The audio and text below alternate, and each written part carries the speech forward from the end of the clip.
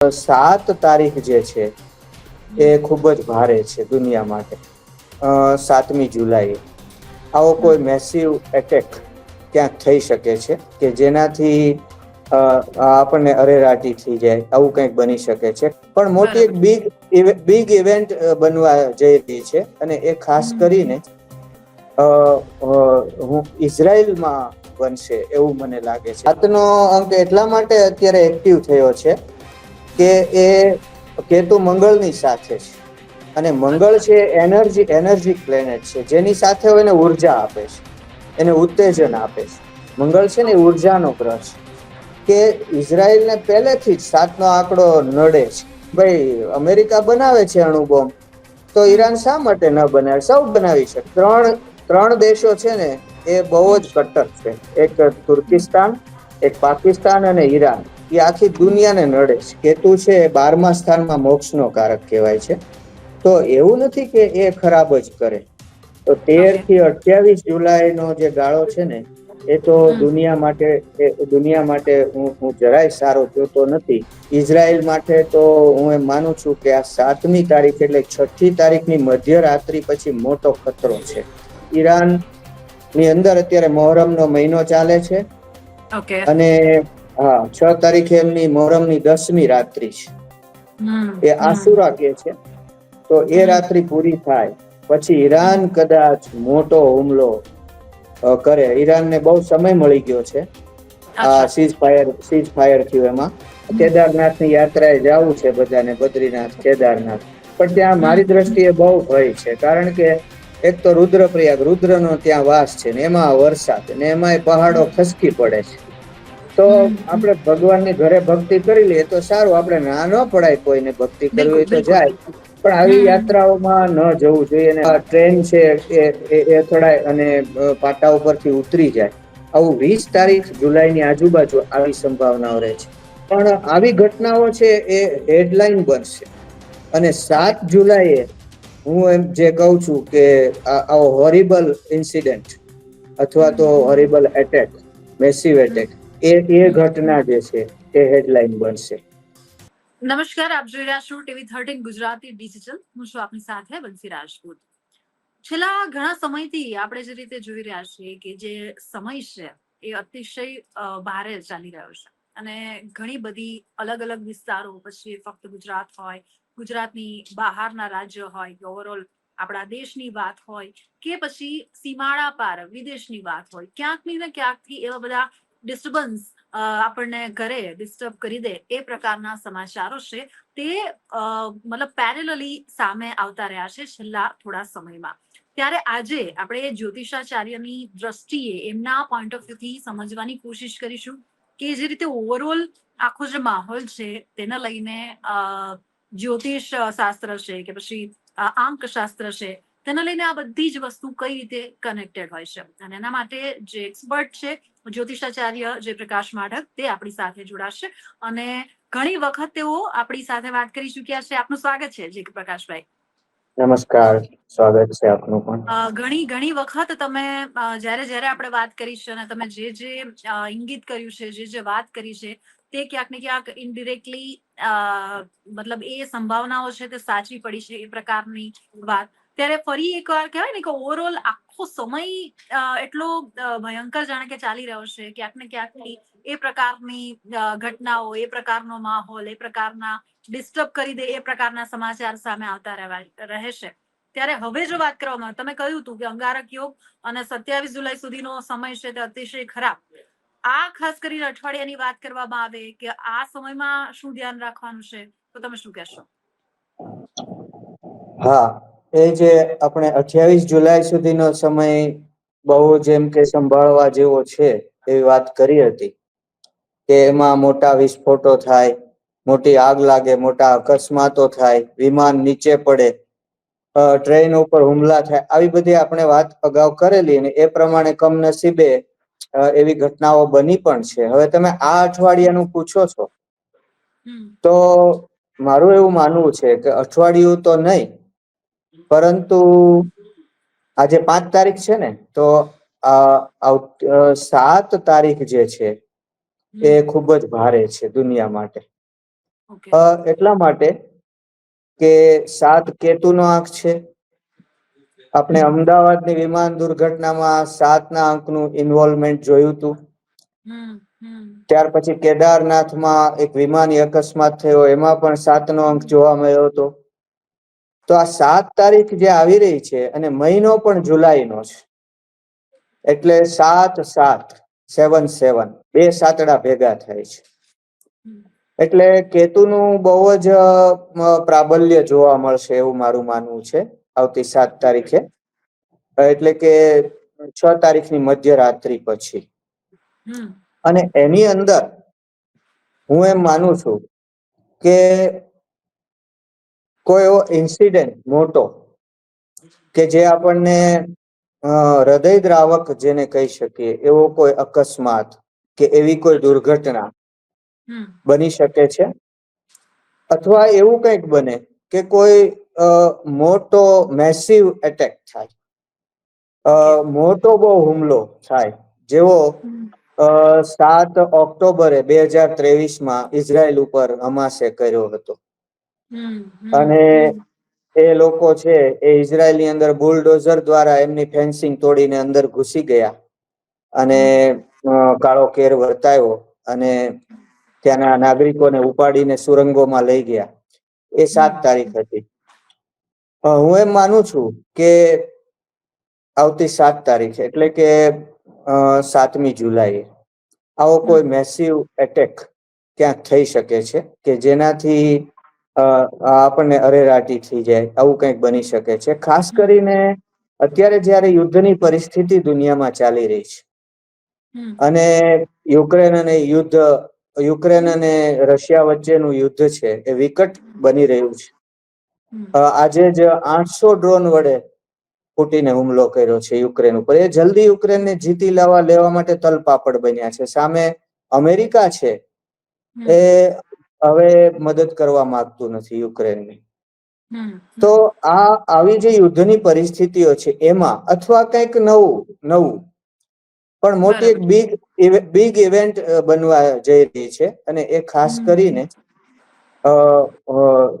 ઇઝરાયલમાં બનશે એવું મને લાગે છે. કેમ કે પેલો 7 ઓક્ટોબરનો હુમલો પણ 2023માં, કે જે 2023ના અંકોનો સરવાળો પણ 7 થતો હતો, અને એ 7 તારીખ હાજી. તો એટલે એ ઇઝરાયલ ઉપર તમે જે રીતે સાતમા અંકની વાત કરી અને કેતુનો અંક એવું તમે કહ્યું, તો એ પર્ટિક્યુલર આ જે સમય છે એમાં વધારે સક્રિય થયું છે, એનું કારણ શું? અને એ આંક અને સાથે સાથે રાશિ એ બંને પણ એકબીજા સાથે કામ કરતા હોય એવી રીતના પણ ઇફેક્ટ ઉપજાવે? હા, આ 7નો અંક એટલા માટે અત્યારે એક્ટિવ થયો છે કે એ કેતુ મંગળની સાથે છે, અને મંગળ છે એનર્જી પ્લેનેટ છે, જેની સાથે એને ઉર્જા આપે છે, એને ઉત્તેજન આપે છે. મંગળ છે ને એ ઉર્જાનો ગ્રહ છે. એટલે દાખલા તરીકે ગુરુ સાથે હોય તો ગુરુના ધર્મ કાર્યોને ઉત્તેજન આપે. બુધ સાથે હોય તો બુધનું જે લેખન વગેરે કાર્ય છે એને ઉત્તેજન આપે. શુક્ર સાથે હોય તો કામ વાસના ભોગ વિલાસને ઉત્તેજન આપે, મંગળ શુક્ર ભેગા થાય તો. અને એ શનિ સાથે હોય તો શનિ એ હવા છે અને મંગળ છે આગ છે, તો એ મોટા જેમ હવા આગને ભડકાવે એવી રીતે આગ ભડકાવે છે અને મોટા એક્સિડન્ટો કરે છે. તો આ મંગળ કેતુ સાથે હોવાથી કેતુનો જે ધર્મ છે, સ્વભાવ છે, કેતુ રૌદ્ર ગ્રહ છે, રૌદ્રાત્મકમ ગ્રહમ, આવું કેતુનો સ્વભાવ છે. તો એનો જે રૌદ્ર સ્વભાવ છે એને ઉત્તેજન આપે છે. એટલે અત્યારે આ 7નો આંકડો ખૂબ એક્ટિવ જોવા મળે છે. અને રુદ્રપ્રયાગ છે, હિમાલય છે, એ રુદ્રનો વાસ છે. આપણે જાણીએ છીએ કે રુદ્રની ભૂમિ છે. તો ત્યાં પણ અત્યારે લેન્ડ સ્લાઇડિંગ જોવા મળે છે, પૂર પ્રકોપો થયા છે હિમાચલમાં, હિમાલયની નદીઓમાં. તો ત્યાં પણ આ કેતુએ રૌદ્ર સ્વરૂપ ધારણ કર્યું છે. અને આગળ ઉપર 28 જુલાઈ સુધી આવા બનાવો બની શકે છે. ઇઝરાયલમાં ખાસ એટલા માટે એની અસર છે કે ઇઝરાયલને પહેલેથી જ 7નો આંકડો નડે છે. હવે હા, એ બહુ એનો ઇતિહાસ આપણે જોઈએ ને તો આપણે ને ઇઝરાયલમાં બહુ સામ્યતા છે. આપણે Okay. જેમ ઘણી બધી લડાઈઓ પાકિસ્તાન સાથે લડવી પડી, એમ ઇઝરાયલને પણ ઘણી બધી લડાઈઓ આજુબાજુના પાડોશીનું સુખ બેમાંથી એકેયને નથી, અને વારંવાર લડાઈઓ લડવી પડે છે. આપણે લડાઈ કરી 47માં, 65માં, 71માં, 99માં અને હમણાં 2025માં લડાઈ થઈ. એમાં ઇઝરાયલને પણ 1948માં સ્વતંત્રતા મળી, આપણને 47માં મળી ને એને 1948માં સ્વતંત્રતા મળી. ત્યાર પછી Okay. એને પણ 1967, 1973, 1978, પછી 2006 અને 2025માં આ અત્યારે જે લડાઈ ચાલે છે ઈરાન સાથે, અને ગાઝા લેબેનન ઉપર પણ એનો માહોલ છે, તંગ છે. તો એવી રીતે એને પણ લડાઈઓ લડવી પડે છે. ઇઝરાયલને પણ ડર છે કે ઈરાન અણુબોમ્બ બનાવશે તો અમારા ઉપર નાખશે. આપણને પણ એ જ ડર છે કે પાકિસ્તાન જો અણુબોમ્બ બનાવે તો આપણા ઉપર જ નાખે. એવું નથી. ઘણા લોકો એમ કે છે કે ભાઈ અમેરિકા બનાવે છે અણુબોમ્બ, તો ઈરાન શા માટે ન બનાવે? સૌ બનાવી શકે. પણ એમાં તકલીફ એ છે કે બનાવે ને તો ઇઝરાયલને ડર છે કે અમારી ઉપર જ નાખશે. કારણ કે અત્યારે ત્રણ દેશો છે ને એ બહુ જ કટ્ટર છે. એક તુર્કિસ્તાન, એક પાકિસ્તાન અને ઈરાન. એ આખી દુનિયાને નડે છે. એ બરાબર. લોકોના હાથમાં કોઈ આવા શસ્ત્રો હોય ને તો એ સલામત ન રહે દુનિયા. ના એ રે. ઇઝરાયલની વાત સાચી છે. તો આપણી એની પરિસ્થિતિ બહુ સમાન છે. હું એ વાત કરતો હતો કે ઇઝરાયલનો જે ઇતિહાસ છે એ ઇતિહાસની અંદર 7ના આંકડાનું બહુ મહત્વ, ઇન્વોલ્વમેન્ટ જોવા મળે છે. 7+7 એટલે 14. 7 4 વખત કરો તો 7 ચોકો 28. 7 7 વખત બરાબર. કરો તો 7 7 49. અને 70+7 તો 490. અત્યાર સુધીના જે શાસ્ત્રના અભ્યાસુઓ છે એને ઇઝરાયલ ઉપર બહુ અભ્યાસ કર્યો છે.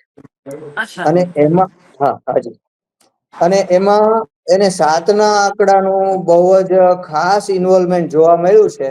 હવે દાખલા તરીકે હાજી હું કહું કે બેબીલોનમાં યહૂદીઓ છે એ 70 વર્ષ પરતંત્ર રહ્યા. આપણે જેમ 1000 વર્ષ રહ્યા પરતંત્ર, પેલા મુસ્લિમો આવ્યા, બિન કાસિમ આવ્યો, મોગલો આવ્યા, આવું બધું. એ અંગ્રેજો આવ્યા, ફ્રાન્સિસો આવ્યા, બધા આવ્યા આપણે ત્યાં. એમાં આ યહૂદીઓ છે 70 વર્ષ પરતંત્ર રહ્યા બેબીલોનમાં, અને જેરુસલમનો નાશ થયો.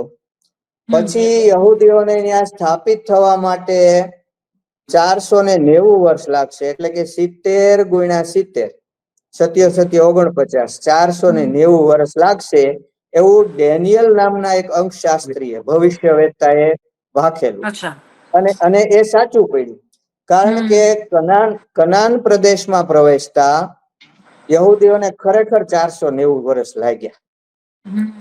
ત્યાર પછી એવું બન્યું કે આ હિબ્રુ જાતિના જન્મ પછી એમને 490 વર્ષ લાગ્યા. પછી જોશુઆએ કનાન પ્રદેશ ઉપર વિજય મેળવ્યો, અને સોલ નામનો પ્રથમ રાજા યહૂદીઓનો થયો, અને એને યહૂદી રાજ્યની સ્થાપના કરી.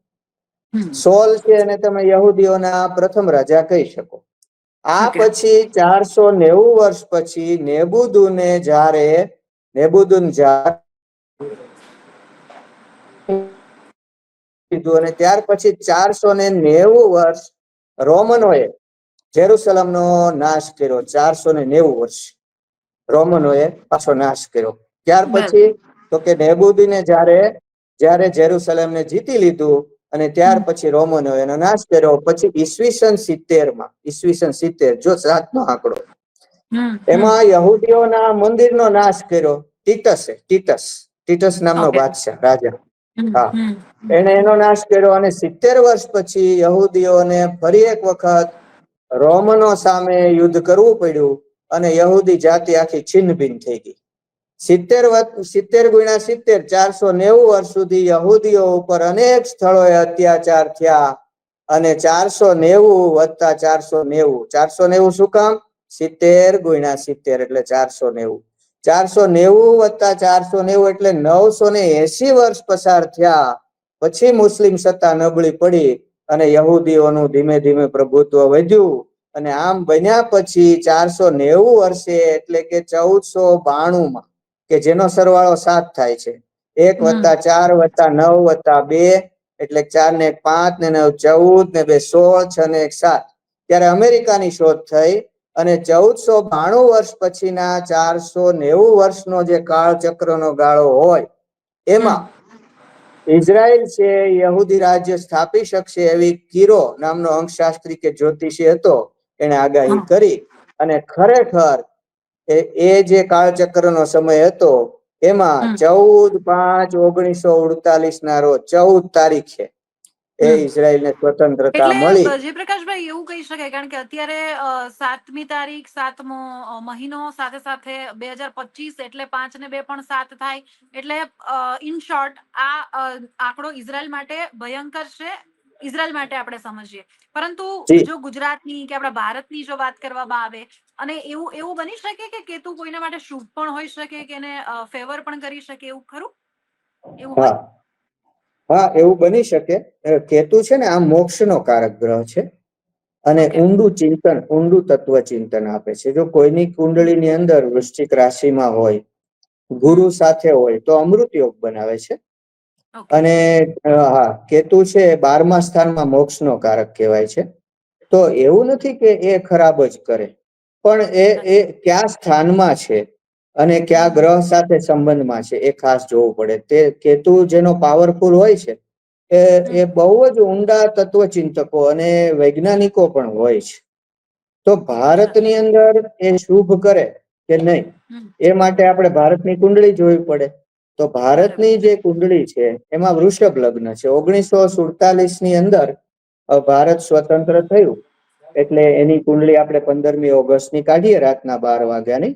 તો એ વૃષભ લગ્નની કુંડળી છે અને એની અંદર 2, 3, 4 અને 5 એટલે ચોથા સ્થાનમાં અત્યારે મંગળ અને કેતુ ચાલે છે. ચોથું સ્થાન જે છે, ત્યાં મંગળ અને કેતુ એ બહુ પ્રશંસનીય ગણાતું નથી, એ પણ બરાબર નથી.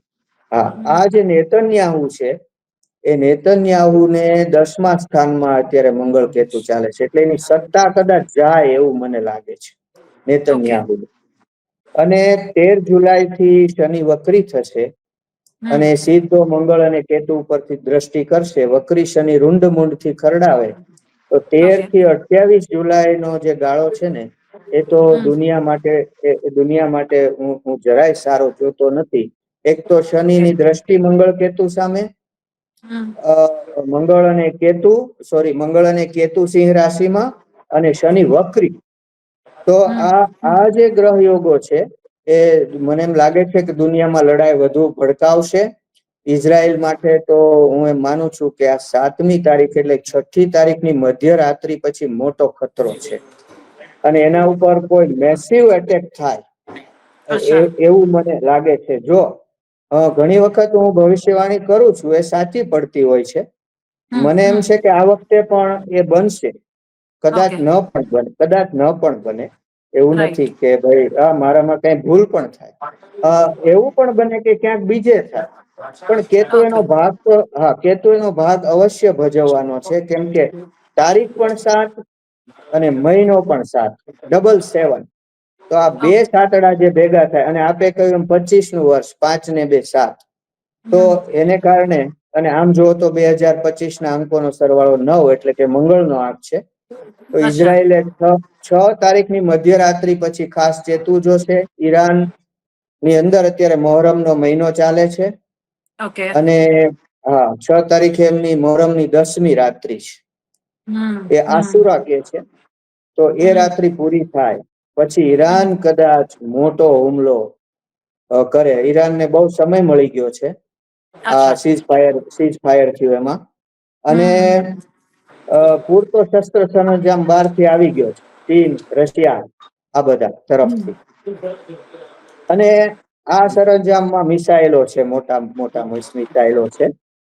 અને આ મિસાઇલો મને એમ છે કે જો ઇઝરાયલ સાવધાન નહીં રહે તો એના ઉપર એક સાથે અનેક મિસાઇલો છોડવામાં આવશે અને પેલો 7 ઓક્ટોબર જેવો જ હુમલો ઈરાન કરી. વર્સ્ટમાં વર્સ્ટ વસ્તુ માટે દેશ અને દુનિયાએ તૈયાર રહેવું પડશે, એ પ્રકારના અત્યારે તમારા ગણતરી મુજબ, ગણિત મુજબ જે સંકેત છે એ મળી રહ્યા છે.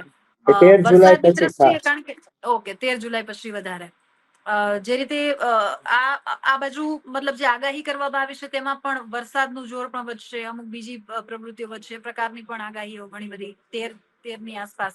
એમાં પણ આ તમે જે 7ના આંકડાનું આખું જે ગણિત સમજાવ્યું એ ગુજરાત, કારણ કે ગુજરાતે ઘણા વર્ષો પછી એક બહુ જ દુર્ભાગ્યપૂર્ણ આપણે એક ઘટના, જે પ્લેન ક્રેશ દુર્ઘટના થઈ એ જોયું. ગુજરાત માટે આગામી સમય, આ તારીખ અને ગ્રહોની દ્રષ્ટિએ જો વાત કરવામાં આવે, અને એમાં લોકોએ કે ખાસ કરીને આપણે સામાન્ય લોકોને શું ધ્યાનમાં રાખવા જેવું એને વિશે જી કઈ કહો તો. જી, આપે કહ્યું એમ વરસાદનો પ્રકોપ ઘણો વધ્યો છે. હમ ગ્રહોની રીતે બરાબર છે, પણ હવે છે ને બંસીબેન, ગરમી બહુ વધતી જાય છે, ગ્લોબલ વોર્મિંગ. એટલે અચ્છા. વરસાદ તો આવા જ થવાના. અને જ્યાં હમ પડે ત્યાં ભારે વરસાદ અને પૂર હમ પ્રકોપ એ આવું જ હમ થવાનું છે. હમ એટલે વરસાદ તો બનવાના છે ને, એમાં વરસાદમાં આપણે તમે કીધું શું સાવચેતી રાખવી, તો હમ હમ વરસાદનું ધ્યાન રાખવું પડશે. પૂર પ્રકોપો, ક્યાંય ગાડીમાં વેકળામાં પાણી હોય તો એમાં ગાડી નહીં નાખવાની. હમ બીજું, મુસાફરીમાં ધ્યાન રાખવાનું છે. હવે અત્યારે લેન્ડસ્લાઈડ એટલા બધા થાય છે કે હમ હમ કેદારનાથની યાત્રાએ જવું છે બધાને, બદ્રીનાથ, કેદારનાથ, પણ ત્યાં હમ મારી દ્રષ્ટિએ બહુ ભય છે. કારણ કે એક તો રુદ્રપ્રયાગ, રુદ્રનો ત્યાં વાસ છે ને, એમાં વરસાદ, ને એમાંય પહાડો ખસકી પડે છે. તો હમ આપણે ભગવાનની ઘરે ભક્તિ કરી લઈએ તો સારું, આપણે ના ન પડાય કોઈને, ભક્તિ કરવી બિલકુલ હોય તો બિલકુલ. જાય, પણ આવી યાત્રાઓમાં ન જવું જોઈએ. અને હમણાં તમે જુઓ છો ને, આ બોઈંગ વિમાનોના ડખા, બોઈંગ હમ વિમાનો જ્યાં હોય ત્યાં ફોલ્ટમાં આવે છે, અને હમ હમ જ્યાં હોય ત્યાં ઉતરાણ કરવા પડે છે, અને હમ હમ એમાં મરમ્મત કરવી પડે છે, ને એવા કેટલી ફ્લાઇટો પાછી ફરે છે, નીચે ઉતરી જાય છે, તો આવું હમ હમ ઇમરજન્સી લેન્ડિંગ કરવું પડે છે, વિમાનની ખડકી નીકળી જાય છે, પેલી બારી નીકળી જાય છે. તો રાઈટ. આ વિમાનોની મુસાફરી અત્યારે જોખમી છે. અને હમ ઇલેક્ટ્રિસિટીનું કામ જે છે ને, આ જાતે ન કરવું જોઈએ અત્યારે. ઓકે. જાતે આમ રિપેરિંગ કરવા ને એવું કરવા જઈએ ને, તો આ કેતુ ને મંગળ છે ને, શોક કરે. ઓકે. એટલે હા, એ આપણે એના નિષ્ણાતોને બોલાવવા જોઈએ. હમ એટલે આવું આપણે ધ્યાન રાખવું જોઈએ.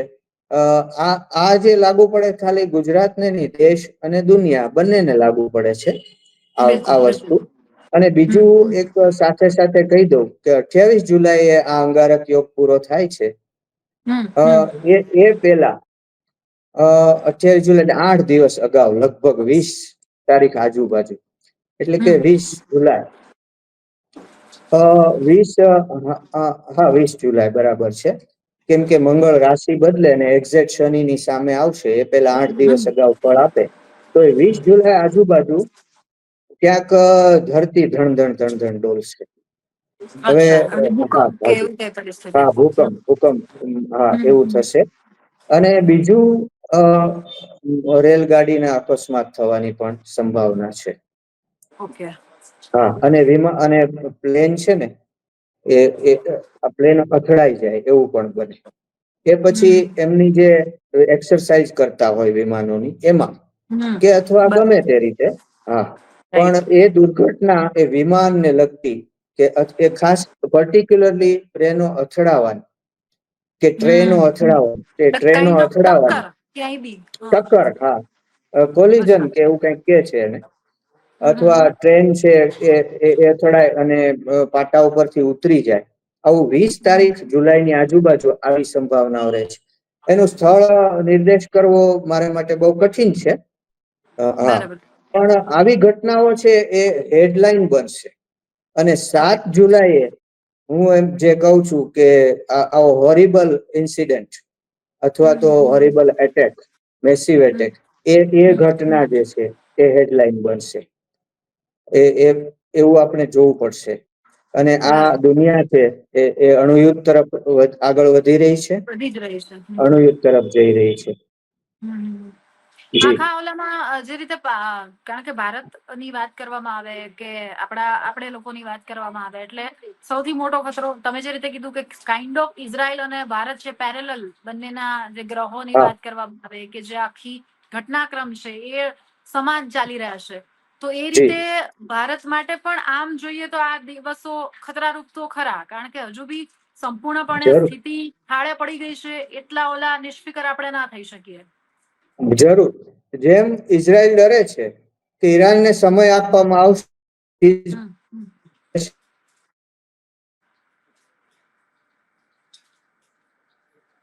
જે શસ્ત્રોની કરી લીધી, એને શસ્ત્રો મળી ગયા, એમ આપણે ત્યાં શસ્ત્રો મળી જાય એમ છે. પાકિસ્તાન શસ્ત્રો એકઠા કરી લેશે. એટલે હમ. જેવું ઈરાન ને ઇઝરાયલ નું છે એવું જ આપણું ને પાકિસ્તાન છે. આ ત્રણ દેશો છે ને બહુ ખતરનાક છે દુનિયા માટે. તુર્કિસ્તાન, પાકિસ્તાન અને ઈરાન, આ ત્રણેય દેશો બહુ કટ્ટર છે. હમ. જો અરબસ્તાન છે ને, અરેબિયાના લોકો, હમ. એ તો રામાયણ વાંચવા માંડે છે. હમ. મોરારી બાપુ જાય તો એ લોકો આદર કરે છે. હમ. હમ. અને એ લોકો એટલા પૈસા વાળા છે કે હવે એમને મોજ શોખ, આનંદ પ્રમોદ એ બધું ગમે છે. એટલે બરોબર. એ કટ્ટરવાદી બહુ હોય એવું લાગતું નથી. પણ આ ત્રણ દેશો છે એ દુનિયા માટે ખતરારૂપ છે. એમાં પાકિસ્તાન આપણા માટે ચોક્કસ ખતરારૂપ છે. જેમ ઈરાને 40 જેટ નો ઓર્ડર આપ્યો અને જેટ વિમાનો ચીનથી આવી જવાના છે, એમ પાકિસ્તાનમાં આવી જવાના છે. તો હમ. આપણે પણ જેવું ઈઝરાયલ ઈચ્છે છે એવું જ ઈચ્છવું જોઈએ. અને ઈઝરાયલ કરવા માંગે છે એવું કરવું જોઈએ, નહીતર બહુ મોડું થઈ જશે.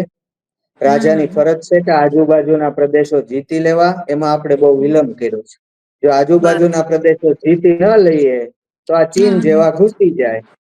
ચીન પાકિસ્તાનમાં ઘુસ્યું, શ્રીલંકામાં ઘુસ્યું, તિબેટમાં ઘુસ્યું. તો આપણે ફરજ હતી કે આપણે આ બધું જીતી લેવું જોઈએ. એના બદલે આપણે ખાલી વેપાર ધંધામાં અને આર્થિક પ્રગતિમાં રહ્યા. તો હમ. આની પેલાનું જે શાસન હતું એમાં આપણે કઈ એવું કર્યું નહીં. ઓલા હમ. લોકો અણુબોમ્બ બનાવતા રહ્યા અને આપણે જોતા રહ્યા. બિલકુલ, હા, આપણે બિલકુલ. જોતા રહ્યા મારે ને એ અણુબોમ્બ એ બનાવ. સમજવાની કોશિશ કરવી છે કે જે તમે વાત કરી કે આ બધા યુગ બને છે, અંક ને હિસાબે, મતલબ આવી આવી પરિસ્થિતિનું નિર્માણ થઈ શકે અને આપણે શું ધ્યાન રાખવું જોઈએ. એવું હોય, આના પણ ઉપાયો હોય, જેમ મતલબ ઇન્ડિવિજ્યુઅલ જયારે વ્યક્તિની કુંડળી કે એના ગ્રહોની વાત હોય તો એના કોઈ ઉપાય હોય, એવી રીતે હા દેશ દુનિયા માટે કોઈ એવા ઉપાય હોઈ શકે ખરા? હા, એવા ઉપાયો હોઈ શકે. દુનિયાની શાંતિ માટે અ હમ. અ એ મહાપુરુષો છે એ યજ્ઞ યાગાદી કરી શકે. એમાં ઓકે. ખાસ કરીને સાઉથ ઇન્ડિયામાં યજ્ઞ યાગાદી કર્મકાંડના જાણકાર વધારે છે. તો ઓકે. એમની સલાહ લઈ. હા, સાઉથ ઇન્ડિયામાં વધારે છે. હમ. ત્યાં વેદના જાણકારો વધારે છે.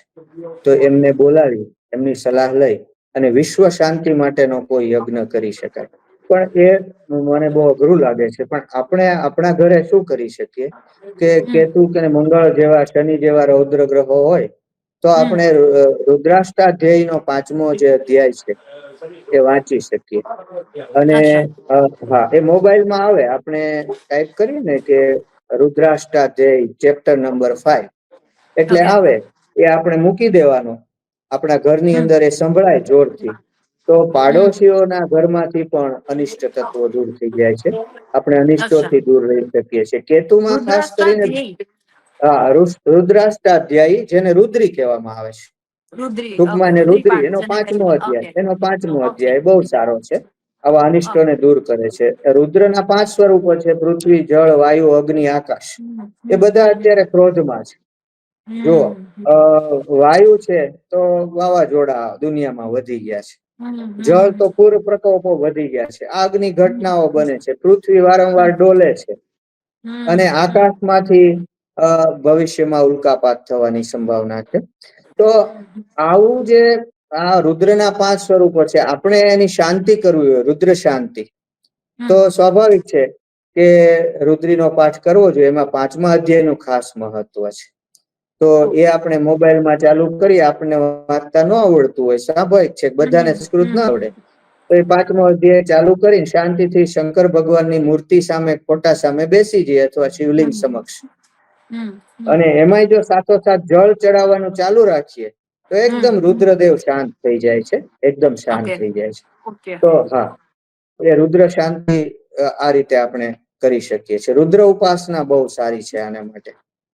બિલકુલ, બિલકુલ. જી એટલે આ 28 જુલાઈ સુધી ખાસ કરીને અતિશય સંભાળવું પડે, અને એમાં પણ જ્યાં નજીકમાં 7 તારીખ આવી રહી છે કે જે કેતુનો અંક આપણે વાત કરી કે એ દુનિયા માટે અતિ ભારી કહી શકાય. આપનો ખૂબ ખૂબ આભાર કે તમામ જે વિષય છે અત્યારે જે સવાલો હતા એના ઉપર પ્રકાશ પાડી અને બહુ જ ડિટેલમાં બહુ જ સામાન્ય લોકોને સમજાય એ રીતે તમે તમારો સમય આપીને આ વસ્તુને સમજાવી છે. આ જ પ્રકારની ચર્ચાઓ સાથે ફરી જોડાતા રહીશું. તો આ હતા જયપ્રકાશ માઢક કે જે રીતે જ્યોતિષાચાર્ય અને અંકશાસ્ત્ર છે કે જેનું પણ એક અલગ મહત્વ છે અને દેશ અને દુનિયાના લોકો પણ આ મુદ્દા પર માનતા હોય છે, એના પર વાતો કરતા હોય છે, એના પર વિચારણા કરતા હોય છે અને અંક ગણિત છે એ તો ખૂબ જ અલગ જ આખા દુનિયામાં પ્રભાવ પાડે છે અને એની જે વાતો છે એનું જે ગણિત છે એ ખાસ કરીને આજે આપણે સમજવાની કોશિશ કરી છે જે આગામી સમય આવી રહ્યો છે તેની ગંભીરતાને લઈને આ જ પ્રકારની ચર્ચાઓ સાથે હું તમારી સમક્ષ આવતી રહીશ. આપ જોતા રહો TV13 ગુજરાતી ડિજિટલ.